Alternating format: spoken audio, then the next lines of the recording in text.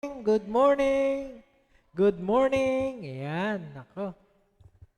Bagamat mainit masyado dito sa ating lugar, dito sa Pilipinas, pero dapat manatili din tayong mainit sa ating Panginoon. Amen? Ayan, yan ang, yan ang mga ano doon, ano, mga punchline. Mainit nga, pero kailangan maging mainit din tayo sa ating Panginoon. Nais din po natin batiin yung mga nasa ibang lugar na nakasama natin ngayon at sumasama lagi every Sunday sa atin pong pananambahan. Katulad po ni Ate Vicky Lacerna sa California, of course, at maging si Ate Sinta at saka si Joy sa New York. At maging yung mga hipag namin ni Ate Vicky, si Nati na nasa Marikina, si Ate Alice na nasa Cavite. Yan. Salamat sa inyong pagsama sa aming pananambahan every Sunday. At gusto rin ng mga ating pong batiin si Kuya Bien at saka si Ate Annabel na nasa Laguna at maging si Tita Ching na nasa San Mateo. Of course, yung iba pa nating kapatira na laging nakaabtabay sa atin, katulad ni Ate Tess Galvez. Welcome po muli, Ate Tess. At maging si Kathy at saka si Ate Lou at si Jenaline Minyano. Si Jenaline at saka si Kathy po ay regular din po umatin sa Bible study natin tuwing Sunday. At tuwing Tuesday ba yun? Wednesday. Wednesday. At yung pong ibang kasama nila ay nandito po. Present lagi yan every Sunday. Ang Tres Marias. Si Maria Chona, Maria Julieta, at Marina Paulina. Yeah. Si Aida o si Lorna o si Fe daw. Pag pili na lang tayo. Welcome po sa lahat. At salamat din po sa Panginoon na patuloy po tayong naglilingkod sa Kanya. At every Sunday lang naman, ayun, ang hinihingi niya na magtipon-tipon tayong lahat. Pero bago po natin pong ituloy yung ating pong pag-aaral, nais ko lang po magkaroon ng announcement. At ito po ay yung po para sa ating Ezra Institute. Ayan.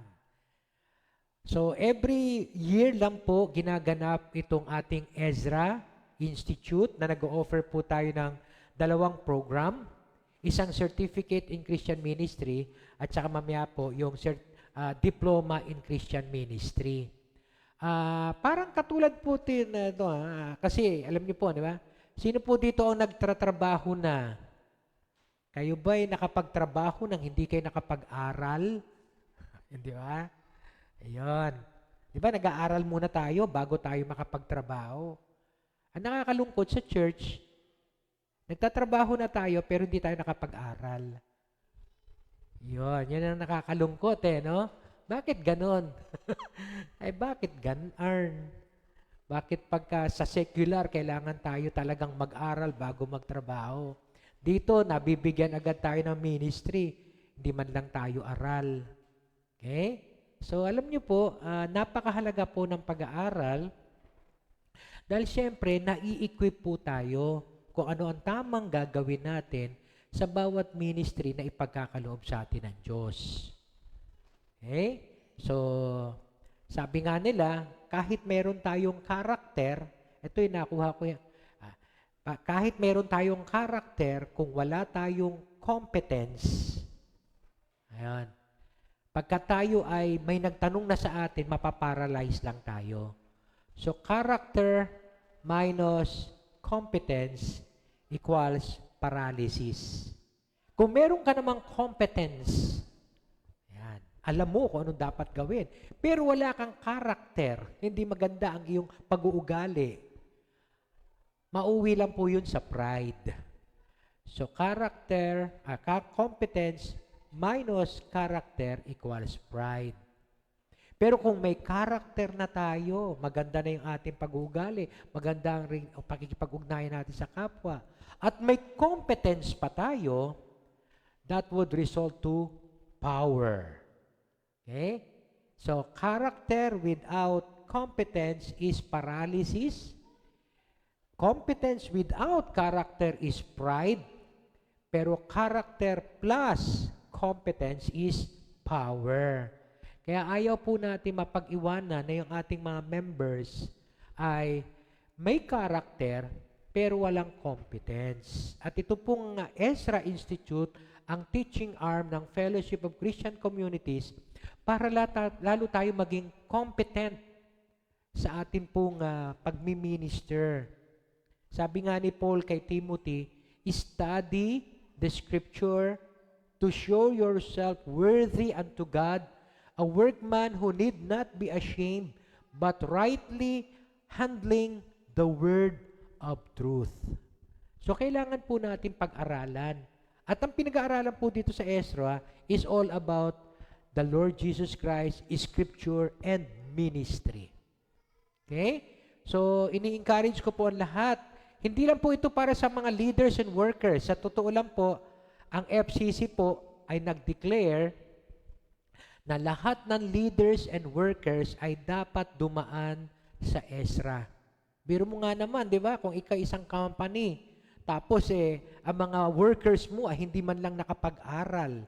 Okay? Baka pag nagturo yan, okay, o naggawa ng trabaho, sumablay. Okay? Ikapapahamak ng company. The same is true. Pagka yung ating mga workers and leaders, hindi aral. Okay? Baka sumablay tayo sa ating pagtuturo. Lalo na kung tayo ay nagtuturo. Okay? Kahit sa pagmi-ministry lang, baka hindi natin ma-adapt yung tamang karakter. Kaya po, ito pong Ezra Institute ang ating pinaka-teaching arm. So, ang FCC po, nire-require na po nila lahat ng leaders and workers. Kaya lang, ang tanong ko nga paano kung matagal ng leader tapos ayaw na mag-aral? Ayun. Nakakatakot lang yon. Kasi baka mamaya, nagtuturo siya sa isang Bible study tapos hindi niya alam kung ano sasabihin. Dahil hindi nga siya alam. Or baka mamaya ay makapagturo siya na hindi pala itinuturo ng Biblia. Ayun ang mas nakakatakot. Dahil mauwi tayo sa kulto pagka ganon. Kaya nga po talagang kailangan ang pag-aaral. Okay? Sasabihin natin, bakit yung mga alagad ng ating Panginoong Hesus di naman nag-aral nung araw 3.5 taon nila kasama si Jesus. Personal silang tinuturuan ng Panginoon. Hindi nga lang formal schooling. Pero andun ang personal schooling nila. Tayo, paano natin ma-acquire yung personal schooling na yon? Through the Word of God, and at the same time, sa dami po na nagsusulputang kulto at maling katuruan, kailangan matutunan natin kung ano talaga ang tinuturo ng Panginoon. Kaya nga po nag-aaral tayo. Kami pong mga pastor, nagtapos na kami pero patuloy pa rin kami nag-aaral para meron kaming maituro sa inyo ng angkop at tama ayon sa kanyang kalooban. Okay? So ito pong ating Ezra Institute, ang ating teaching arm. Okay? So, lahat po ng mga members naman, okay lang na umattend tayo dito. Kasi pagdating ng panahon na kayo naman na maging worker or even sa pagmi-ministry ninyo sa mga kapitbahay, kaopisina, or kaklase, meron din tayong maituro ng tama. Okay? Kaya po, ito po ang ating Ezra Institute na dalawa po ang ating ino-offer. At saka every year lang po ito nangyayari. From May to November. November, graduation na po yun. Okay? 6 months. Tapos, twice a week lang. Tuesdays and Thursdays, 6 to 9 p.m. Okay? So, yun lang po, no? At saka ito purely online. By the way, yung ating po mga kapatid na naka-online, pwede rin po kayong mag-enroll dito. Okay? So, papakita lang po natin kung ano yung sa certificate. Sa certificate, ito po ay para doon sa mga hindi pa po nakakuha nung una. Okay? Yung bang magsisimula ka palang mag-enroll sa Ezra. Ang mga nakapagtapos na po sa atin dito ng certificate ay si Jeran, si Neil, si Kuya Ed, si Ate Glo, si Jello, si Princess, si Chelsea, at saka si Jen. Tapos na po sila ng mga certificate. Ay, si Jason, oo nga. Kalimutan ko, hindi ko nakita agad Si Jason. Okay, thank you po. Okay? So sila po ang nakapagtapos na ng certificate. So ito pong certificate ay magi-equip sa bawat members sa pastoral ministry. Any ministry sa church na mabibigyan. Tapos meron po tayong 12 subjects. Magsisimula po tayo sa Christian spirituality. Yan, that would mold our Christian character. Kaya dito po sa Ezra, hindi lang po competency ang tinuturo, pati na po yung ating character. So Christian Christian spirituality, papasok na po dyan yung OT and NT survey. Matututunan nyo kung ano yung magkakaroon kayong background sa Old Testament, sa New Testament. Kaya magiging equipped tayo sa ating pagtuturo. Bible doctrines, of course, interpretation. Paano ba mag-interpret ng Biblia? Ministry of the Word. Pag sinabi pong Ministry of the Word, ito po yung pangangaral o pagtuturo. Paano ang damang pagtuturo? Then, counseling foundation. Okay? Christian ka, pero hindi mo alam kung paano mag-counsel. Ayan, tuturuan po tayo dyan. Marriage and family. Sabi ko sa inyo, ang daming issues. Even sa Christian life, ang marriage and family. Pero tuturuan po tayo doon. Effective evangelism. Marami po nag-evangelize pero hindi po nagiging effective. Dito po tuturuan. Kasi kung minsan yung ating pong sinishare sa evangelism ay half-truth. Hindi buong katotohanan from Genesis to Revelation. Then, pagkatapos po nating maturuan ng evangelism, foundations for ministry. Ito po nakakalungkot Yung iba nasa ministry na, pero hindi man lang nila alam ang pundasyon kung bakit tayo nasa ministry. Then of course, the Great Commission. Yung iniwan na huling mga pananalita ng ating Panginoon. Yung go and make disciples. So more on disciple making and then Christian leadership. Para sa ganon, maihanda ang bawat isa sa pamumuno sa iglesia. Marami namumuno sa iglesia pero walang karakter, walang competence. Nakakalungkot pong isipin. Okay? Kaya nga po dito ngayon, hindi po lang tayo ma-equip sa skills, kundi maging una sa lahat sa karakter. Katulad po ng nababanggit dyan, sa details, 12 subjects, 4 sessions per subject. So, 2 weeks ang katumbas nun. Kasi every Tuesday and Thursday, then tapos nyo na yung isang subject. 6 to 9 p.m. every Tuesday, Thursdays. So, equivalent of 12 hours. Okay? So, purely online po ito. Hindi na po natin kailangan pumunta pa sa school. Tayo, nagtsatsagang pumunta ng mga school, di ba? Para mag-aral lang. How about to? Hindi natin yung pwedeng gawing dahilan na ang hirap kasi pumunta sa square, sa NCC. Nung araw, sa NCC lang namin ginagawa ito kaya very limited ang aming students. Now, open na po ito sa online. Kaya yung mga nasa probinsya, nasa abroad, pwede po kayong mag-enroll dito. Okay? Now, puntahan naman po natin yung mga requirements dito sa Certificate in Christian Ministry. Okay? Una, kailangan meron kayong pastor's recommendation. Kaya kung mag-enroll kayo, may fill upan kayo. Okay? Na form. At doon, pagka kayo ay hinanapan ng pastor's recommendation, sabihan nyo lang po ako at mayroon na po akong template niyan. Papalitan ko lang yung pangalan. Kung saan kayo mag-enroll. Tapos, kailangan may conversion testimony. Kung paano ba kayo nakakilala sa Panginoon. Kung ano kayo noon, kung paano nyo nakilala, at ano kayo ngayon. Baka kasi nung bago kayo nakakilala sa Panginoon, ganito ugali nyo. Nakilala nyo yung Panginoon, pero ngayon, ganun pa rin yung ugali ninyo. Teka, sandali. Asan ang conversion doon? Asan yung pagbabago o transformation na ginawa ng Diyos sa buhay natin? Conversion testimony. Then, may a-answeran po kayong interview questions online. At isasubmit nyo po yon. At ang course fee po natin, meron pong bayad. Nung araw po ang Ezra walang bayad. Libre. Sayang, inabutan na tayo ngayon. Matagal na po natin pinopromoto every year. Pero wala po talaga mga nagre-respond. Okay? Meron pong bayad ngayon ng extra, which is 50 pesos per session. Sa certificate po ito. 50 pesos per session. Dahil 4 na session, 200 per subject. Tama? 12 subjects yan. Magkano lahat yon? 2,400. Pero, pag FCC member kayo, kasi marami pong nag-i-enroll na tagalabas, non-FCC. Pag FCC member kayo, 50% discount po yun. Kaya yung 200 pesos ninyo per subject, magiging 100 pesos na lang per subject. Now, yung mga gustong mag-enroll, pero walang kakayahan, wag po kayong matakot dahil sususugan ko po na pag-aralin ng iglesia, ng church.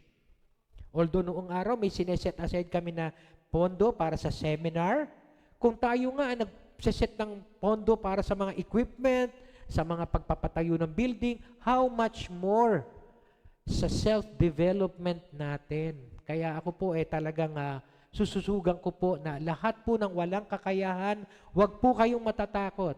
Sabihin nyo lang po kay pastor at irirekomenda ko po ang inyong pag-aaral. 1, 2 in a year time, wala pong magiging problema siguro sa isang iglesyang tulad natin na kaya nga bumili ng kung ano-anong instruments at saka equipment. Okay? Then, tandaan po natin, May 9, next week, Thursday next week, May 9, Learners Orientation or orientation po ng mga estudyante. May 14, start na po ng klase. Actually, May 7, meron po kaming teachers of faculty orientation. Okay? So katulad po na nabanggit ko kanina, all classes are online via Zoom app. Ang FCC po ay talagang kumuha ng Zoom na equivalent to 1,000. Equivalent to 1,000 para maka-accommodate dito. Okay? Kaya nga po, nagbabayad pong FCC ng Zoom account na yon para lang sa ESRA at sa mga big event natin na pwede nating i-ano sa Zoom. Okay? So, yan po yung certificate in Christian ministry. Pag nakatapos na po kayo dyan, pwede na po kayo pumunta sa diploma in Christian ministry. So, ang qualified, ang isa lang po ang nag-graduate pa lang sa atin sa diploma, si Jello. Okay? Meron po dating in-offer na pang-diploma, pero general subjects. Ang ginawa po namin ngayon sa diploma in Christian ministry, dahil marami po ang nagtatanong, ay hinati na po ito sa 5 programs pa. So, yung 5 programs po ng ating diploma in Christian ministry, ko-cover na po natin dyan yung Advanced Bible Interpretation. Pakilipat nga yung susunod na slide. Ayan.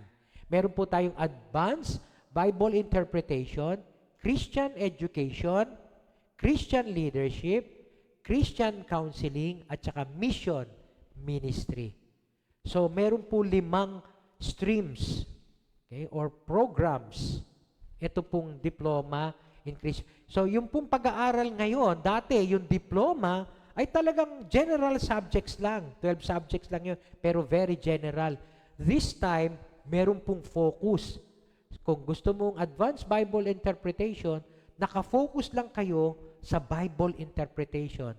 Understanding the gospel, understanding the Psalms, the prophets, books. So marami pong ituturo na ganito. And of course, yung ibang ganun ding subject, Christian education, yung pagtuturo sa mga bata at saka sa mga adults. The way we must educate them. Yung curriculum development kasama doon. Okay? So, marami pong tuturo. And Christian leadership, of course, kung paano ba talaga maging isang leader, and counseling at missions ministry. Marami po ang gusto pong mag-aral ng specific subjects na to. Kaya po in-offer ito. Kaya po nagkaroon kami ng brainstorming, kaming mga faculty, and we came up with these 5 programs. Okay? So, sa Advanced Bible Interpretation po, next slide please. Bago nyo kunin itong mga subjects na to, meron pong 3 common subjects. Again, personal formation for character building po yun. Okay? So, kasi yung una is spirituality, mga spiritual disciplines ang ituturo doon. Sa personal formation, it's more of our integrity na as a person. Okay? So, Christian ethics, baka hindi natin alam kung ano dapat natin gawin. Kaya may ethics po tayo na kailangan matutunan. And apologetics, how to defend your faith. Paano kung may kausap kang hindi mo kapareho ng pananampalataya? Okay? How would you defend your faith? Yan po yung Christian. Puro common subjects po yan, 3 yan. Actually, yung Christian apologetics, ako po personally nagtuturo nun. Then, pagkatapos po ng 3 common subjects, yung pong ating Zoom account, no? Sa umpisa, magmi-meet lahat. Andun ang certificate students, andun ang diploma students. Sa first 3 subjects, sama-sama, pero maghihiwalay na. Magbe-breakout rooms pagdating sa certificate at diploma. Okay? Ang mga diploma students, sama-sama pa sila dito sa 3 subject na to. After these 3 subjects, magbe-breakout rooms ulit. Yung ibang mga diploma students, base dun sa in-enrollan nila. Kung Advanced Bible Interpretation, ayan, ang mga subjects, no? Nakikita nyo dyan, 9 subjects yan. At kung halimbawa, si Pastor Rick Boto mismo ang program director dito, na nagtapos po siya ng Biblical Studies sa ATS, Master in Biblical Studies sa ATS. Siya mismo ang program director. Bagamat meron din siyang pagtuturuin na iba sa ibang mga subjects. Okay? Then, by the way, si Jello po, ang tinapos po niya ay yung pong Advanced Bible Interpretation. Kaya nga po si Jello ay lagi ko pong hinihikayat na makapagturo na dito. At maging si Pastor Jerome. Tapos na po sila dyan. Okay? Now, si Pastor Jerome mag-i-enroll uli ng panibagong program. So aside from Bible interpretation, sa this coming May, mag-i-enroll naman siya sa ibang program. So yung other programs ay ito po, yung missions program, na si Pastor Arnel naman po ang program director na nakapagtapos din po ng master's degree sa missions ng ATS. Okay? Nakafocus po ang bawat program director na meron pong pinagtapusan. Okay? Then, ang susunod po ay yung pong ating Christian counseling na pinagtapusan ko naman po. Kaya ako po ang program director dito sa Christian counseling. At ibinalita sa akin ni Pastor Jerome, ito yata ang i-enrollan daw niya. Sabi ko, sige Brad, maganda yan. Dahil narami siya na i-encounter na problema daw doon sa church nila. Sige Brad. So, kasama dyan, of course, yung awareness natin as a counselor, yung pong ating skills na kailangan matutunan, child counseling, youth counseling, kasi iba-iba pong approach doon. Couples counseling, iba na yung approach mo doon. 2 na yung kausap mo doon. Then, grief counseling. And of course, yung crisis intervention na lagi tayong binibisita ng mga bagyo at kung ano-ano pa. Okay? So, yan po ang counseling. Then, after that, bukod pa dyan, meron pong kinatawag na Christian leadership na ang program director po dito ay si Pastor Romy Juan na nagtapos din po naman sa IGSL ng Christian Leadership, International Graduate School of Leadership. Okay? Kaya po may focus din siya sa Christian leadership. At ang huli ay ang Christian education na ang program director po natin dito ay si Sister Edna Tolosa na nagtapos din po ng master's degree ng Christian education sa ATS po. Kaya nga po yung ating pong program ay hindi lang po ordinaryo lang din na magtuturo, kundi meron po kaming pinagtapusan, pero ang itong pinagtapusan namin, gusto po namin i-share sa inyo. Okay? Para saan pa't nag-aral kami kung hindi naman namin ma-share sa inyo. At gusto namin lahat ang bawat sa atin dito ma-equip. Okay? So, wag po nating sabihin, okay na ako. Matagal na akong leader, hindi ko na kailangan yan. Ako, yung pong mga ganon, yung po nakakatakot. Kasi para sa akin po, ang pag-aaral ay tuloy-tuloy. Unending po yan na adventure sa life. Okay? Learning. Okay? Pag sinabi po natin, naku, kasi mahal hindi ko kaya naku, wag po natin sabihin nyo kasi sasagutin po ng church. At meron ako dating nabasa sa isang school. Ewan ko, high school yata ako noon o college. If you think education is expensive, sabi dun sa quotation, try ignorance. Kaya nga po, ini-encourage ko po ang bawat isa na mag-enroll dito. So, again, online, ang requirements din po, pareho katulad ng mga nandoon kanina. Okay? At ang additional requirement dito sa diploma ay completion ng certificate. Completion ng certificate. Actually, si Gerard, si Kuya Ed at si Ate Glo, tapos na sila ng diploma. Pero general subjects pa yun, no? Yan. Kaya pwede silang mag-enroll ngayon sa specific subjects na gusto na nila. Okay? So, again, enroll na po tayo dahil hindi po kayo manghihinayang sa matututunan ninyo. Okay? Yun lang po ang aking encouragement at maging yung mga naka-online po ay yun po ang ating magiging ang tawag doon, way of learning. Mag-enroll lang po kayo, pumuntahan mo ninyo yung Ezra Institute na Facebook account at pagkatapos po, mag-enroll lang po kayo doon. Okay? Salamat po sa inyong pagtsatsaga ng pakikinig at tayo nga naman po ngayon ay pupunta na sa atin pong pag-aaral ng salita ng Diyos na katulad po nung nabanggit ko sa inyo, habang nag-aaral ako mismo may natututunan, na-discover na bago. Kaya sabi ko, nung na-discover ko nga ito, nung isang araw, sabi ko, oo nga thank you Lord.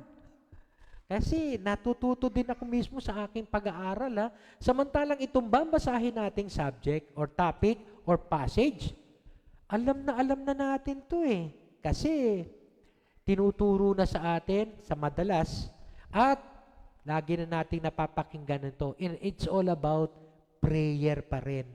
Nalala nyo last time? Prayer ang pinag-usapan natin, di ba? Don't give up praying. Pero na-discover natin, may mga prayers na dapat let go muna kasi may sagot na ang Diyos. Meron ng kalooban ng Diyos. Pero may isang prayer na dapat hindi natin inihintuan. And it's all about justice. Hanggang dumating ang Panginoon, we would experience injustice in this world. Kaya ngayon ang hindi dapat natin hinihintuan na ipanalangin. This time, kasunod noon, nagturo uli si Jesus ng prayer. Ayan. Iko-connect natin uli dun sa mga nasusunod na mga previous lessons natin. So I would like everyone to please stand para sa ating pag-aaral sa Luke 18, verse 9 to 14.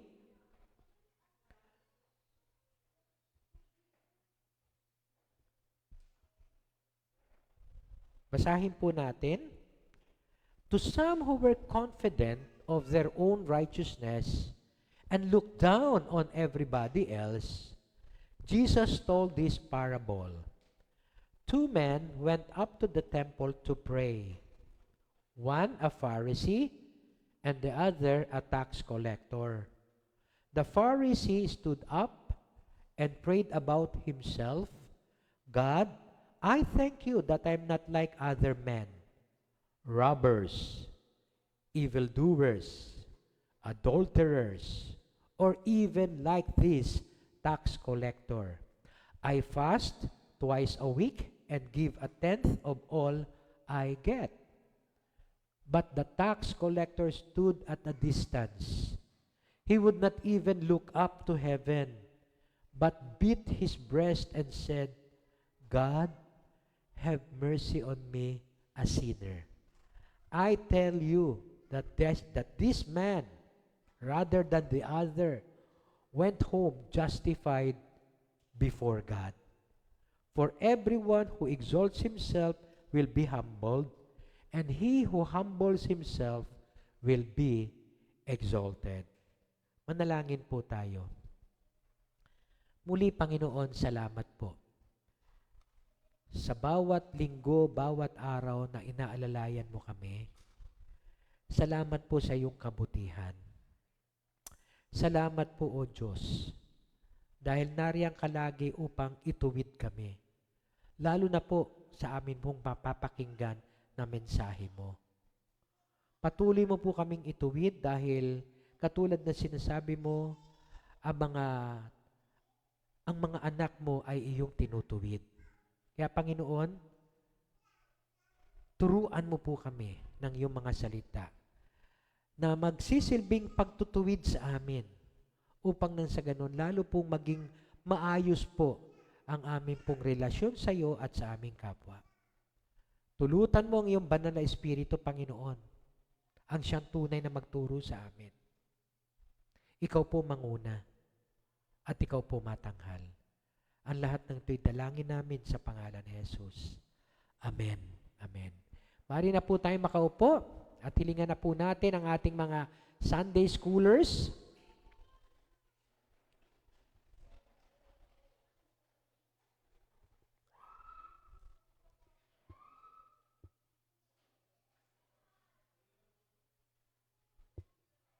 Okay? Ayan. Okay.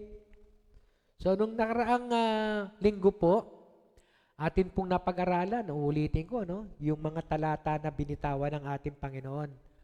Don't give up praying. Don't lose heart in praying. Especially, no? For God's justice. Yun ang ating naging tema. Although meron din tayong pinagpipray na kailangan maging persistent tayo, pero kuminsan, nandiyan yung sagot, kaya dapat itanggapin natin yung sagot ng Diyos. Baka kasi yung sagot ay yung pinagpipray natin, hindi yun ang gusto natin na sagot, no? Mula sa Diyos. Meron pala tayo ibang pinagpipray. Hindi lang din tayo mapapakinggan nun. Kasi ito na yung sagot ko sa iyo, anak.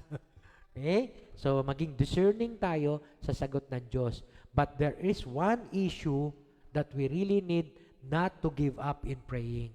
And that is the justice of God. Now, dito po, sa atin pong napag-aralan ng nakaraan, of course, ang pinaka-setting nito ay yung huling binanggit ni Jesus. Ito yung una palang binanggit ng mga Pharisees. Kailan darating ang kingdom of God? At ang sagot ng ating Panginoon, yung binasa natin na mayroong mga injustices na mararamdaman tayo bago dumating ang Panginoon. Pero pag dumating ang Panginoon, ibibigay niya yung justice na yon. However, may huling salita si Jesus. When the Son of Man comes, will He find faith on the earth? Nagtapos po doon yung kanyang kwento Open-ended. Parang katulad nung intro natin nung nakaraan. Okay? Pagka nanonood ka ng pelikula at ipinakita na agad kung ano ang conclusion, parang, di ba? May conclusion na doon no? Don't give up praying. Tapos nagbigay lang siya ng illustration.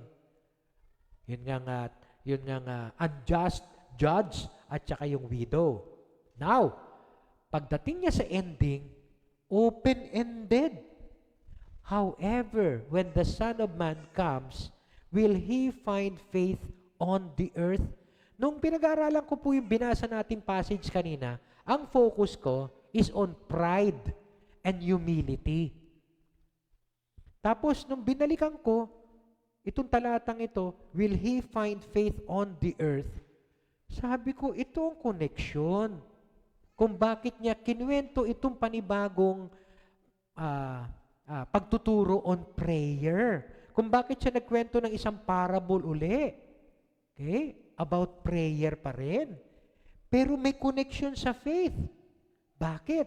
Yun po makikita natin mamaya, no? Kasi yung una, parang makikita mo, he who humbles himself, he who exalts himself, parang more on pride and humility. Pero meron palang sinundan eh. Nasabi ko, ay ito ang connection kung bakit open-ended. Pagdating ng Panginoon, makasusumpong kaya siya ng mga tao na may pananampalataya. And then, pagkatapos nito, nagkwento siya uli ng isang prayer. Okay? Ng isang kwento patungkol sa prayer. Now, dito ko po ngayon ilalagay yung title. Para sa akin po, ang title para dito sa topic na to, sa Luke chapter 18 verse 9 to 14 is, Where does your faith lie? Or where does our faith lie? Saan nakasalig ang ating pananampalataya?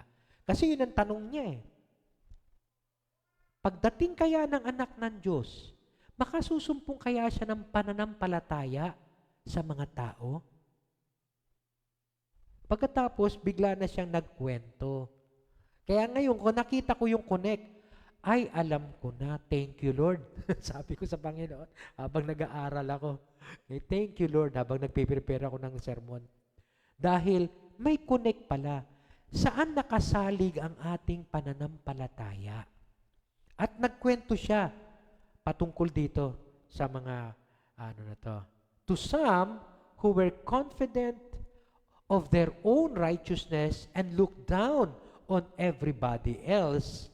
So, parang sinasabi na kung paano na merong positive. Okay? Yan. May positive response, no? Even yung unjust judge do sa tao, dito, biglang binalingan ni Jesus yung mga tao na confident sa kanilang righteousness, sa kanilang pagiging matuwid, at saka, hindi lang confident sila sa kanilang pagiging matuwid, they look down on others. Mababa ang tingin nila sa iba. They regard others with contempt. Okay? Kaya nga po, dito, nakita ko po na meron pong binabanggit, to some who were confident of their righteousness and look down on everybody else, Jesus, susunod yun no? Pero parang ang ina-address ni Jesus, yung mga taong nandoon, na ina-address niya, tinitingnan niya talaga sa mata at sinasabi niya, sa inyo, na confident kayo sa inyong pagiging matuwid at kayo ay tumitingin sa inyong kapwa na may mababa ang kanilang kalagayan. Yon. So parang direktang sinasabihan ni Jesus ang mga tao na tayo, ganun din dapat. Okay? Dapat hindi natin pinag-uusapan ang problema ng ibang tao sa ibang tao o ang kanilang katulad niyan, confident sa kanilang righteousness, pero they look down on others. Okay? Dapat siguro tinutuwid din natin sila. Yun lang po nakita ko dito sa binabanggit ng Panginoon. Okay? Siyempre, paano tayo makakapagtuwid? Sinasabi ng ating Panginoon din, tanggalin muna natin yung ating mga troso sa mata. Para pag tinuwid natin yung ating kapwa, matatanggal natin yung puwing sa kanilang mata. So, hindi naman ibig sabihin nun, ay huwag kang mag-judge ng puwing ng ibang tao. Kasi ikaw din may troso. Hindi po nagtapos doon. May kwento po yon. Tanggalin mo yung troso sa iyong mata para matanggal mo ng mabuti yung puwing ng iyong kapwa. So kung minsan, yung ibang tao, kinukuha ito na parang, huwag kang mag-judge kasi ikaw rin may troso. Kahit siya may puwing, huwag kang mag-judge. Hindi. Pwede mo pa rin siyang ituwid. Pero bago mo siya ituwid, tanggalin mo muna yung troso mo sa mata. Okay? So sana makita po natin yung, kasi kung minsan may mga tao, ganun no? Ba't mo ako tinutuwid? Ikaw nga may problema dyan. Yeah? So dapat, kung may problema tayo, tanggalin din muna natin yung problema natin. Tanggalin muna natin yung troso para wala na tayo magiging hindrance sa pagtanggal ng puwing sa kapwa natin. Dito si Jesus, diretsa niyang tinitingnan yung mga tao. To some who were, na nandoon, confident of their righteousness. Okay? iniisip nila na ako'y matuwid. Okay? Tapos nilulook down nila ang ibang tao naman, ayon. Nagkwento si Jesus ng isang parable. Jesus told this parable. Nagkwento siya. At ang kwento niya, 2 men went up to the temple to pray. Dalawa, pareho ang layunin, mag-pray. One a Pharisee and the other tax collector. So ano ba yung Pharisee? Sino sila? Ayun. Kasama pong pag-aaralan yan sa New Testament survey. Bagamat sa preaching, kailangan na namin sabihin yon. Pero more on that pag nag-aral kayo sa Ezra, sa New Testament survey.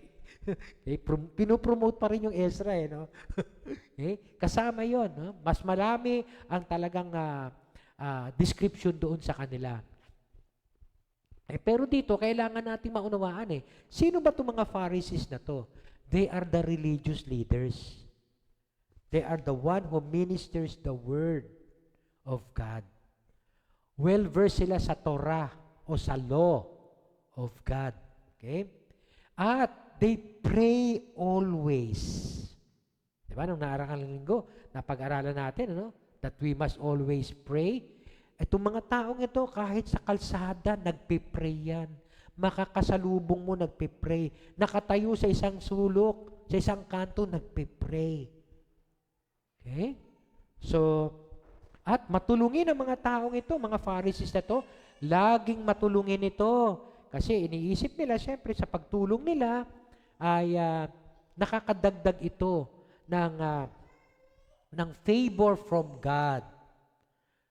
Tumutulong sila sa templo. Okay? At sa lahat ng tao, they were considered good people. Respetado itong mga Pharisees na to.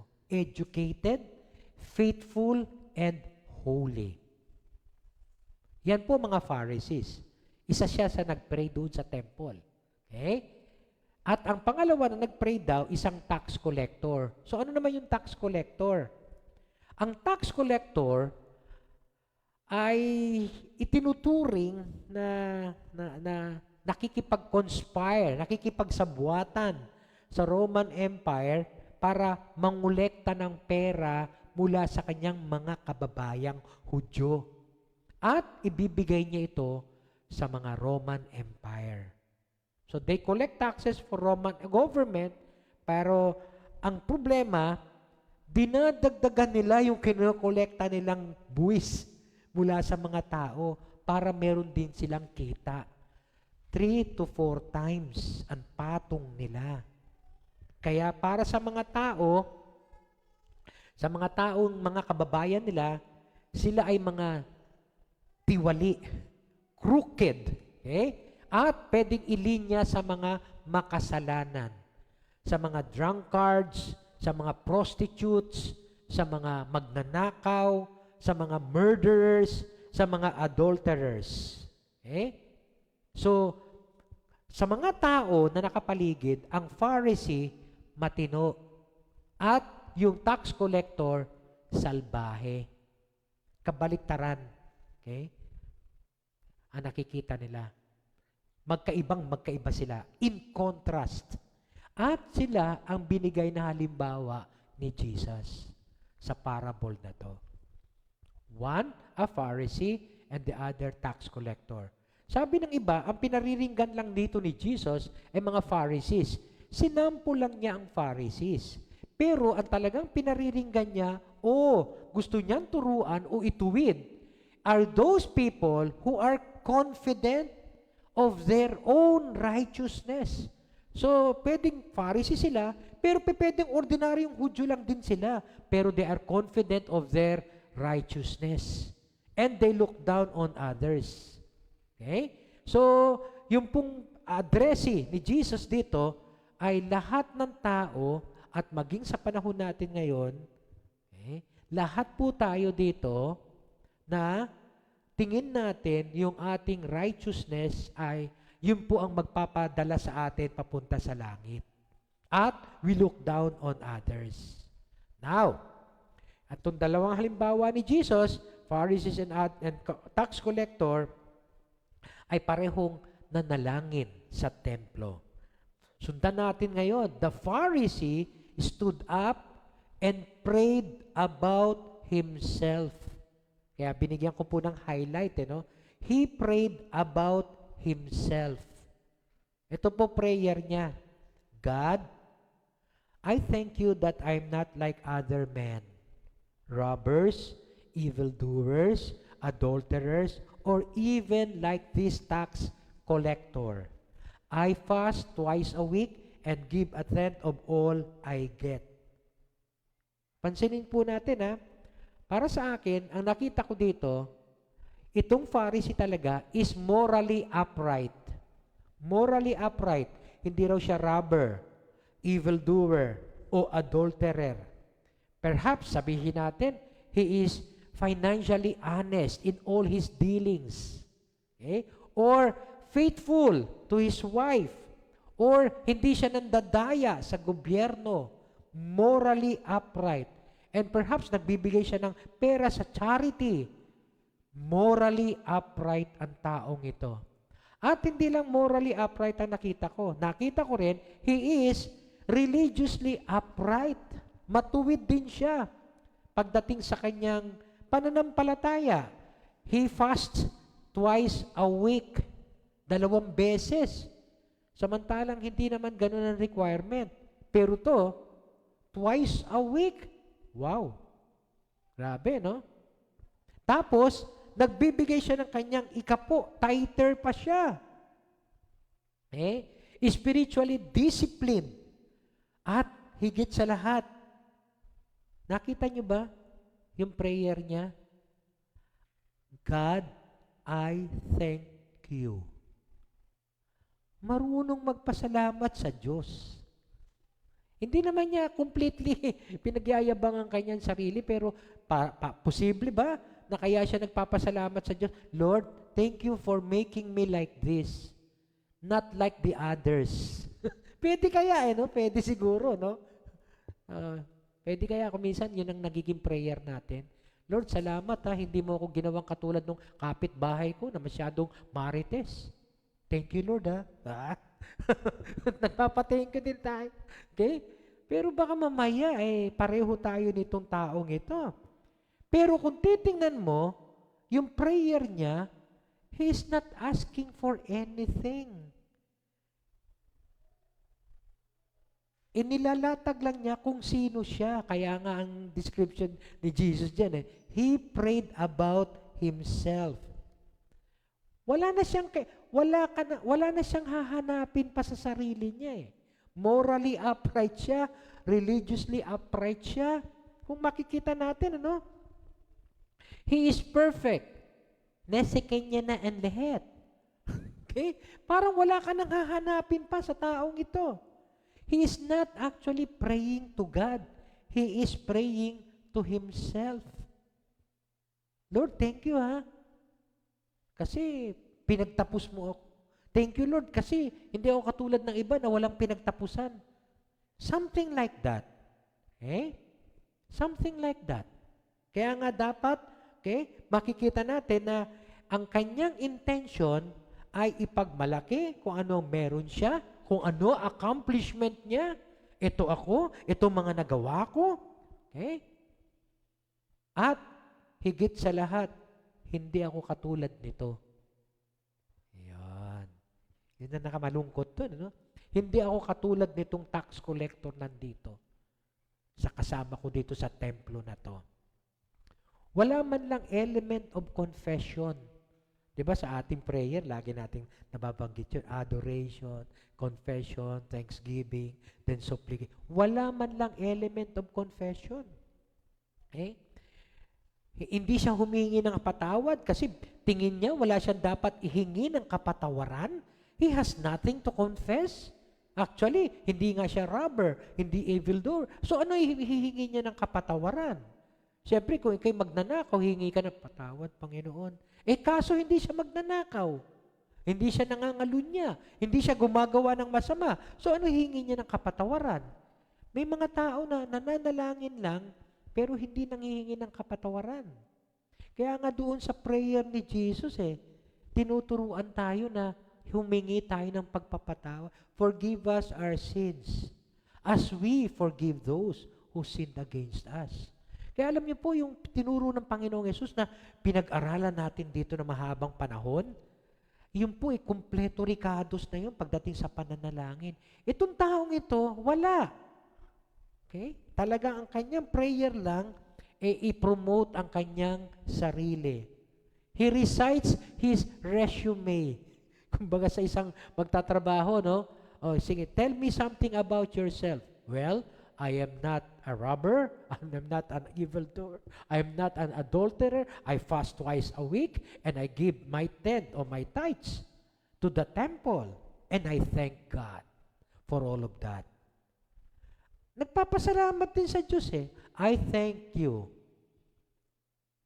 Di ba? Kung minsan tayo, always ang prayer natin, nagsisimula sa pasasalamat Salamat po, Panginoon. Napansin niyo ba? Kahit ako naman, di ba? Sa nagkaraang linggo na amin pong sa kabila ng aming kapaguran, laging nagsisimula tayo sa pasasalamat. Nagsimula din siya sa pasasalamat Kaya lang, nagtapos siya sa pagtataas ng kanyang sarili. Okay? So makikita natin, itong taong ito na almost, lahat ng kanyang ginagawa ay nakatutok dito sa kanyang accomplishment. And sometimes we are like this Pharisee. Kailan tayo pwede maging katulad nitong Pharisee? Kailan tayo pwede maging katulad nitong Pharisee na to? One, when we compare ourselves to others. Pag kinukumpara natin ang ating sarili sa iba, ikaw ba't ka ganyan? Ayan. Buti na lang ako hindi katulad mo. Either, alam niyo po, pag kinumpara natin ang ating sarili sa iba, based lang sa aking observations, tsaka sa aking pag-aaral, dalawa mararamdaman mo Maawa ka sa sarili mo dahil yung kinukumparahan mo mataas, maganda buhay. Either kaawaan mo sarili mo, magkakaroon ka ng self-pity. Or, yumabang ka. Mabuti na lang, ako hindi katulad niya. Ganito lang siya. Ako ganito. Thank you, Lord, kasi pinaabot mo ko sa ganitong sitwasyon. So, either pity or pride.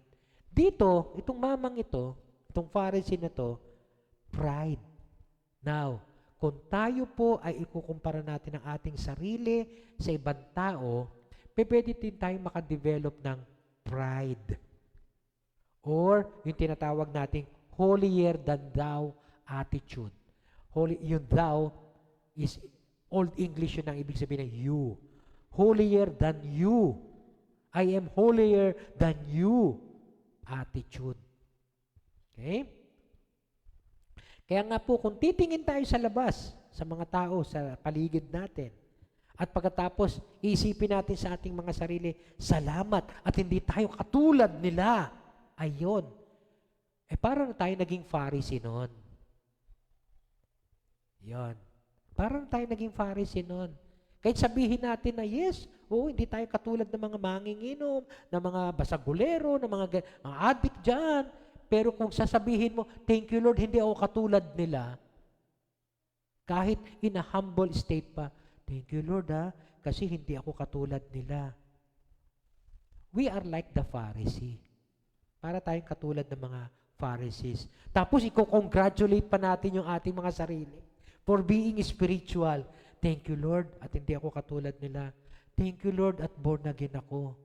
Thank you Lord at pastor ako.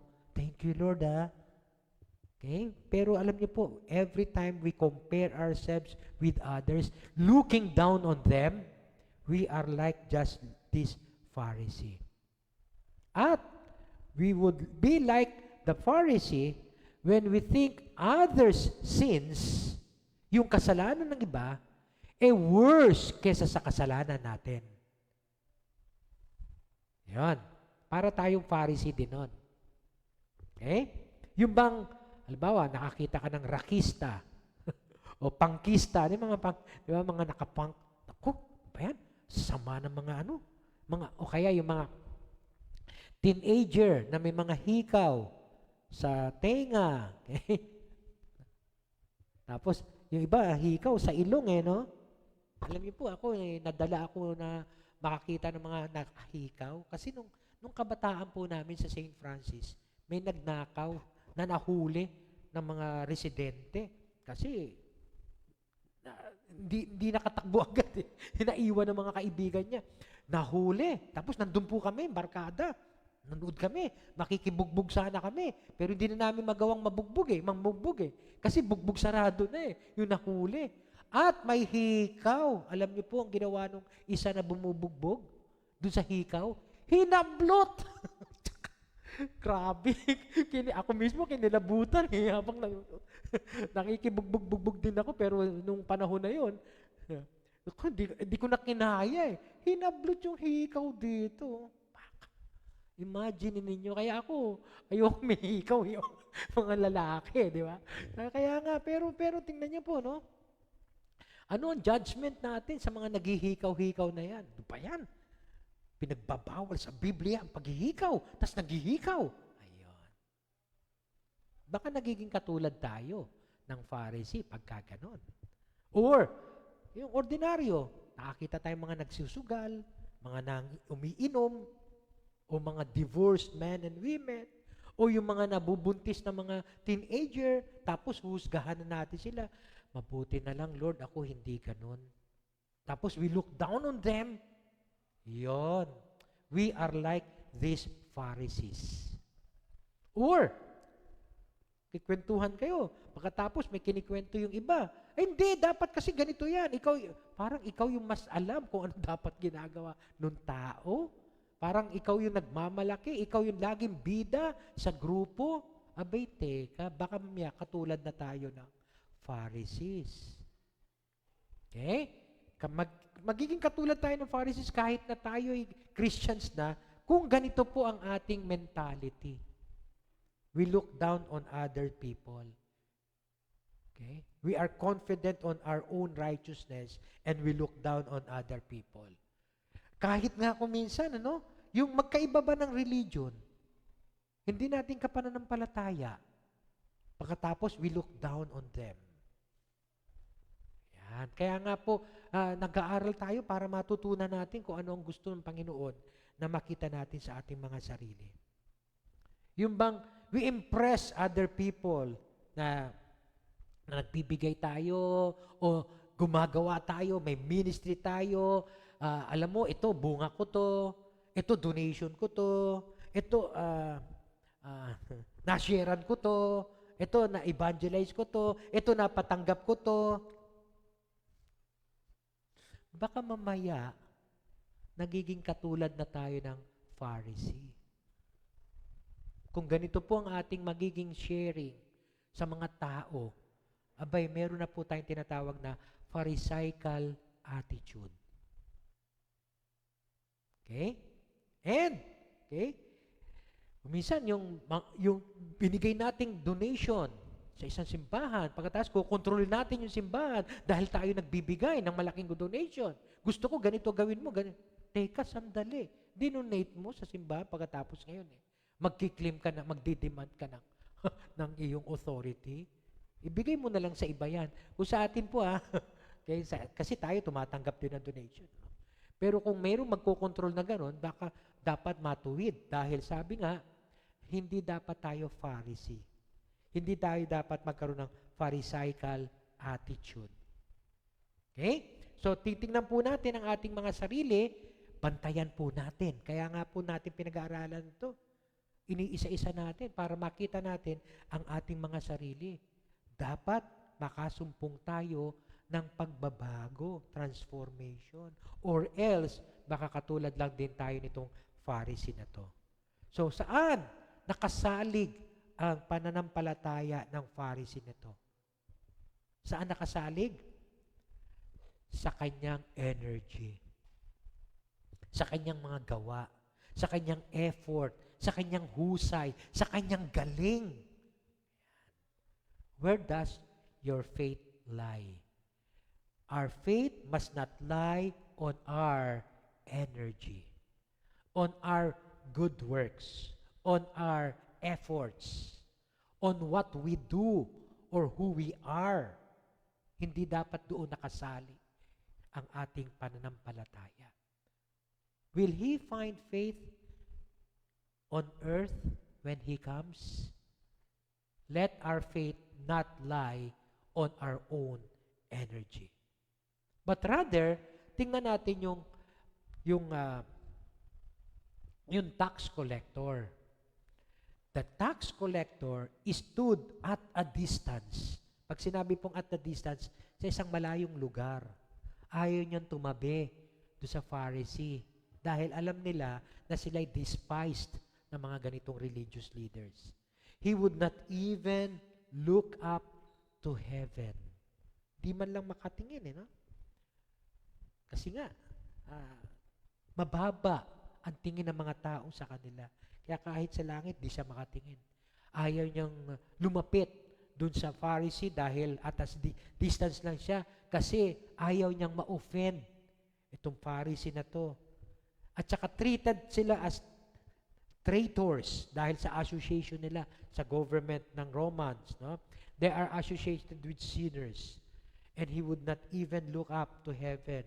But, anong ginagawa niya? He beat his breast. Alam niyo po, sa mga Hudyo, pagka ginaganon,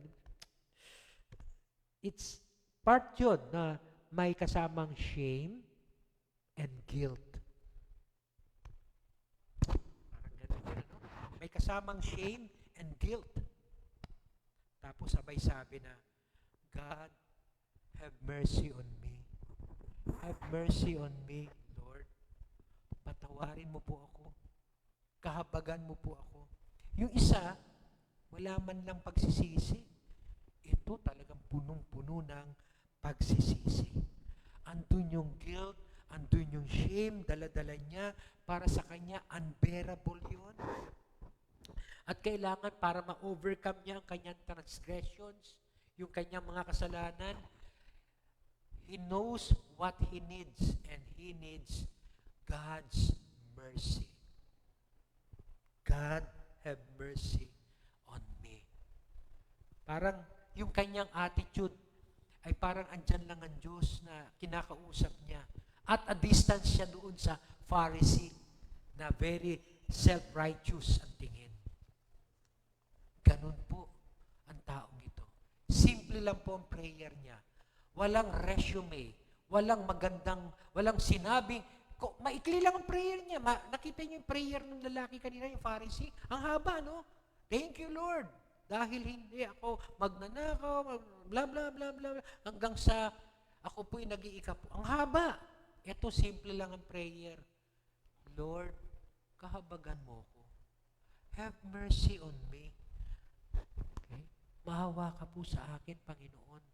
Have mercy on me. Ganun po kasimple.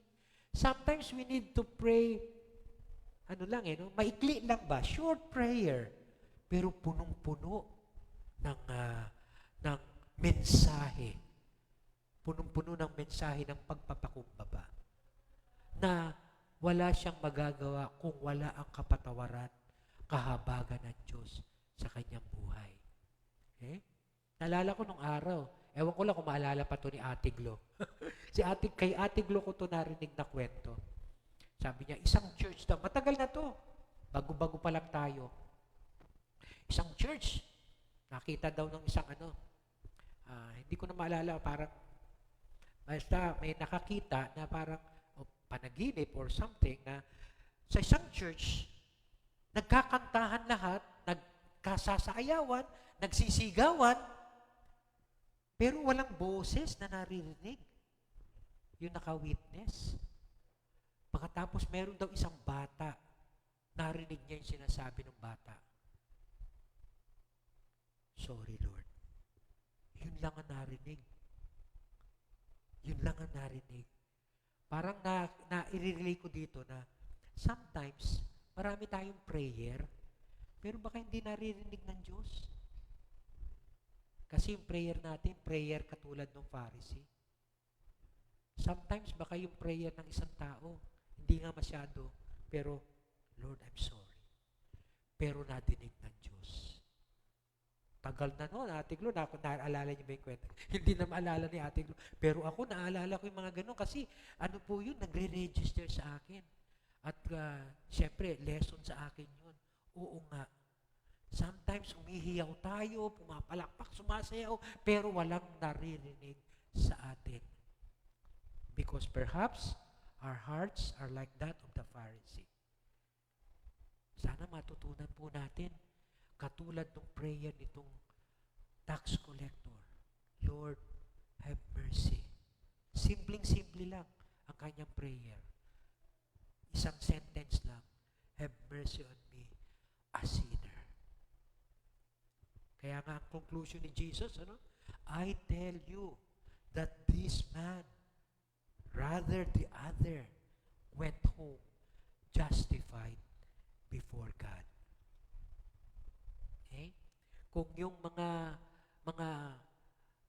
tao na nakapaligid, sa tingin nila, ang good man, ang good guy, si Pharisee, at ang bad guy, si tax collector, sa paningin ng Diyos, ang good guy, si tax collector. Why? Because he acknowledged himself as a sinner. Alam niyo po, napakasarap pong humingi ng patawad sa Panginoon. Ngayon, kung tingin mo wala kang kasalanan, hindi ka nga hihingi ng katapatawaran. Pero kung alam mo na may kasalanan ka, identified mo ang sarili mo, ina-admit mo na may nagawa kang kasalanan.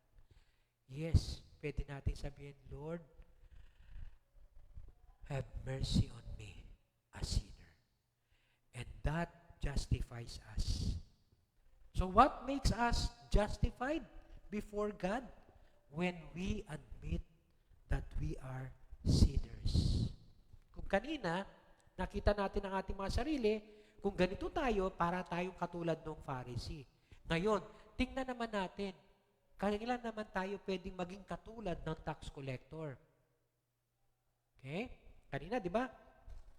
Yun ang banggit ko kanina. We become like the Pharisee.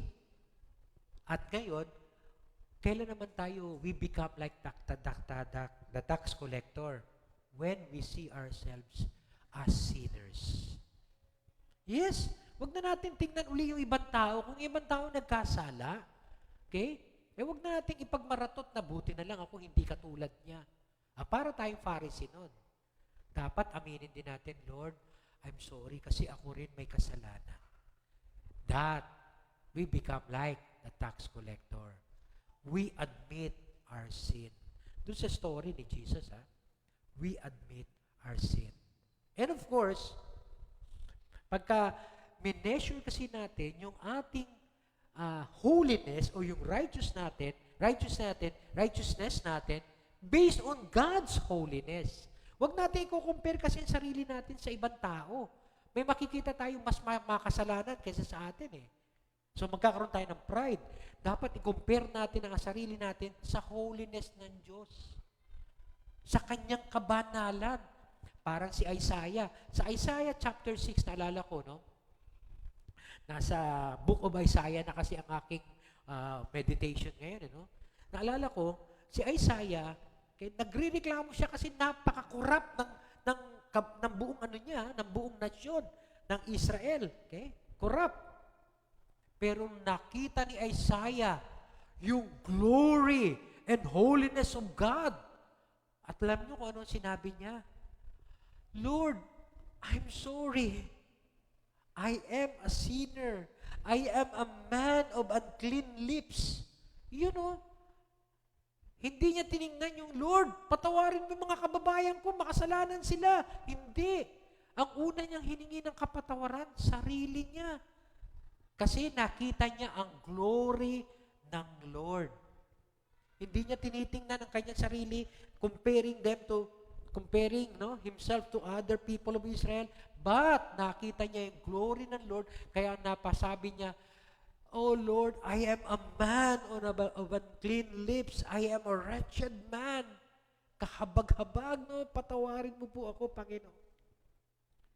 So dito po natin makikita na itong taong ito, bagamat napakaikli ng prayer niya, Okay? He was justified. So, kailan tayo ma-justify? When we admit that we are sinners, and we are all sinners.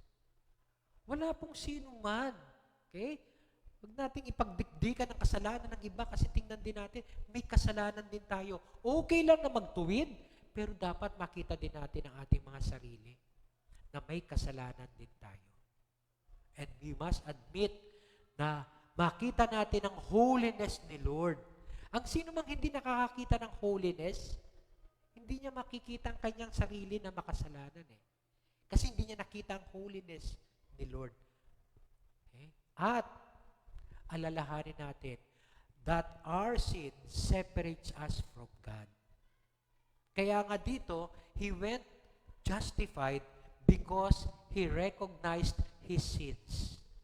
He admitted that He is a sinner. Pag nasimulan po natin makita ang ating mga sarili, ng ating mga pagkukulang, yung failures natin, disappointments natin, breakups natin, breakdowns natin, or mga emptiness natin, okay? Yung pong ating mga sufferings and even yung addictions natin, if we would confess that to our God, Lord, forgive me, have mercy on me, a sinner, then we will go back home justified before God. Okay? Of course, hindi naman binanggit na, no? Kung ano nangyari doon sa tao na umuwi siya justified. But I do believe that God will open His heart, magkakaroon siya ng new life, new world, new understanding, and new relationship with God as we come to Him. Okay? Asking for His forgiveness. So again, no? Where does our faith lie? Not on our own energy, but on God's mercy. Dito dapat nakasalalay ang ating pananampalataya. Kaya nga doon sa huling talata na binanggit ni Jesus, doon sa last week, when He comes, no? When the Son of Man comes, returns, will He find faith on the earth? Baka kasi mga tao, they are now relying on their own energy rather than relying on God's mercy. Kaya nga nakita ko po dito na yes, it takes humility. It takes humility, pero kailangan ang humility natin ay nakasalalay doon sa mercy ng ating Diyos. Sa Kanyang mercy. Kaya nga, for everyone who exalts himself will be humbled, and he who humbles himself, he who acknowledges that he is nothing. Wala tayo. We are nothing without God. Wala tayo. Let us humble ourselves before God. Huwag nating ipagmayabang kung ano nang meron tayo. Kung ano galing natin. Yeah, maaaring binigyan tayo ng pagkakataon ng Panginoon na makarating sa ganitong pagkakataon, nakapag-aral, nakapagtapos, may magandang trabaho, may magandang pamilya, may magandang negosyo, may magandang... Lahat po ng ito ay pwede nating gamitin for His glory. Kaya nga po nung isa sa mga nabanggit ko, no, na every time na nai-invite ako, ang lagi kong sinasabi na introduction na tagline ko, hashtag, Lord, you have taken me this far. I will always be your servant for your glory. Kung ano man ang pinagkaloob sa akin ng Panginoon, gagamitin ko to for His glory. Let us humble ourselves before Him, and He will be the one who will exalt us. Yung contrast makita natin between the one justified by God and the one who believes in his own righteousness. Wala eh. He believes his own justification. Siguro ang challenge sa bawat isa sa atin ngayon. Okay? We might think na we have accomplished much Marami na tayong na-accomplish. Marami na tayong na-sharean, marami na tayong nagawang mabuti, nakapagkaloob tayo ng ganito, nakapag-tithes tayo ng ganito, o hindi tayo katulad ng iba na mangingino, magnanakaw, mga nangangalunya. But all these things will come to nothing. We will end up not justified if we kept telling ourselves about these things. Huwag natin sanang isipin, na ito po ang magkakaroon ng way para sa atin ng tunay na pananampalataya. Okay? He who exalts himself will be humbled, and he who humbles himself will be exalted. This is not simply about pride and humility, but it is where does your faith lie? When you are confident, when you exalt yourself, that you are confident that your righteousness will bring you to Jesus' presence or God's presence, then the Lord will humble you down. But when we keep telling ourselves, Lord, I am merely your servant. I am a sinner. Have mercy on me. When we keep humbling ourselves before God, He will be the one who will exalt us. As a conclusion to everyone, when the Lord Jesus Christ returns, sa muling pagbabalik ng ating Panginoon, sa mga nangyayari po sa mundo, bagamat hindi pa po ito, ang katapusan. Pero may palatandaan na nagsisimula. Kaya mas dapat nating bigyan ng emphasis na sa muling pagbabalik ng ating Panginoon, let's pray that our faith lies not on our own energy, but on God's mercy. May He find us persevering, persistent, okay? And may He find us doing His will humbly until He comes. Manalangin po tayo. O Lord, patawarin mo po kami, Panginoon. Inaamin po namin, Panginoon, na kami po ay makasalanan.